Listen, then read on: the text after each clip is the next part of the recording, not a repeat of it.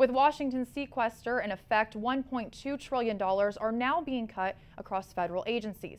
Those cuts not escaping South Carolina. Our Garrett Beanball went to the Congaree National Park to see how they're dealing with those cuts. It's a place where some come to get away from it all, but the sequester isn't discriminating in the sense that all federal agencies are required to take cuts in certain places. With Washington failing to come to a compromise on avoiding forced budget cuts earlier this month, the National Park Service is required to take a 5% cut, which sums up to $153.5 million across the board. And some of that total will come from the Congaree National Park. At Congaree, in a lot of ways, we're luckier than other sites in the sense that our superintendent position was vacant for 8 pay periods, which is 16 weeks of this fiscal year.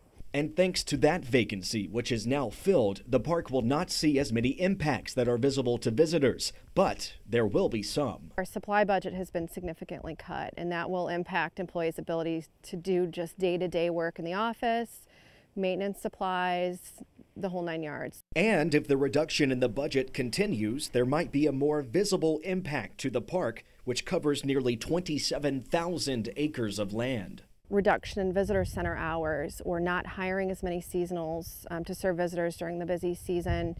We didn't have to go there this year, but in future years the park would certainly have to look at things like that as ways to cut if we didn't receive the full budget. Those ideas are tucked away, but they could be brought out if the money doesn't show back up.